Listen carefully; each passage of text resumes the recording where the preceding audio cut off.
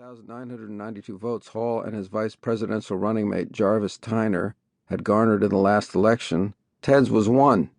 That's 0.07% of the vote, people, up from 0.03% in 72. That's momentum, baby. Ted liked voting for a sure loser. It made him feel heard. At Columbia, he had fallen in love with a miraculous Marxist, a Russian studies major from Baltimore, Rachel Sue Abramowitz. An adopted blonde beauty with what must have been some sort of Scandinavian origins, she looked nothing like her name or her short, dark Eastern European adoptive parents. She was a stunning oxymoron, and Ted fell hard for her and her story that her biological father was a cop and her mother a prostitute. Rachel Sue Abramowitz claimed to have once caught crabs from Mark Rudd, but refused to join SDS or the Columbia Citizenship Council because she thought their notions of praxis had perverted their grasp of perfect theory.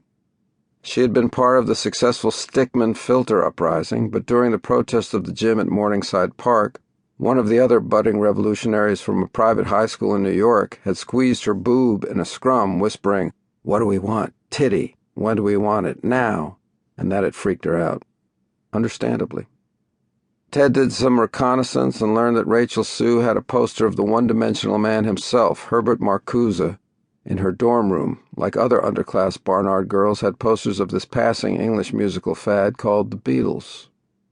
Even though Ted was quite happy teasing allegories and wordplay high up in his ivory tower under the sway of writers like Joyce, he liked to say he preferred Finnegan's Wake to Ulysses, but that was bullshit, library stud, provocative grandstanding. Stevens, even though Ted was not ready to, quote, let B be the finale of Seam. Samuel, Fail Again, Fail Better, Beckett, and Thomas Pynchon. And though Pynchon had as much connection to real politic as Popeye, Ted had run out, bought, he told people he stole it, pulled a Jerry Rubin, but he didn't, he bought it, sheepishly.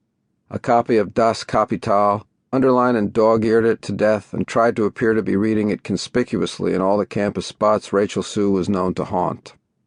When Ted's dad had seen him toting Das Kapital everywhere, he told Ted that Carl was the lesser Marx. Groucho was the genius of the family. I rank Carl ahead of Zeppo and Gummo, but behind Chico and Harpo.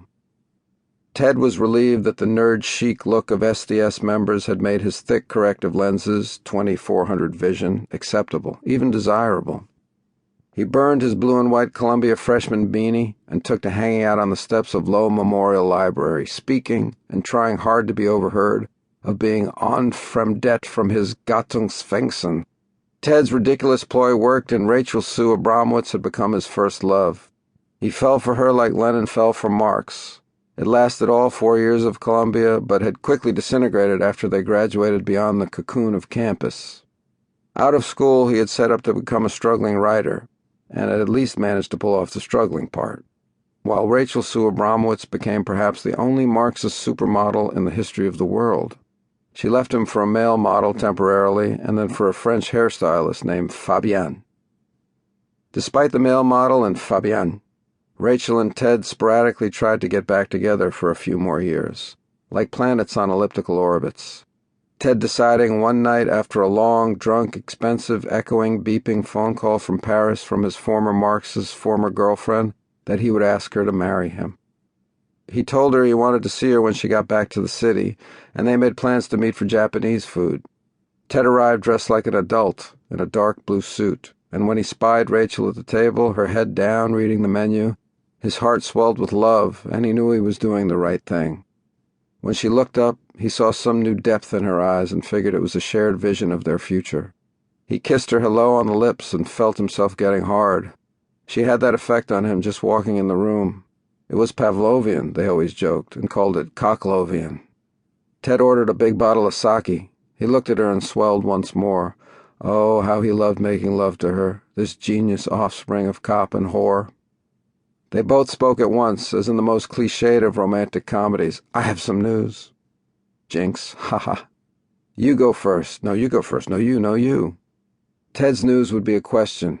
Rachel, will you marry me? But like the gentleman he hoped to be, he insisted Rachel go ahead of him.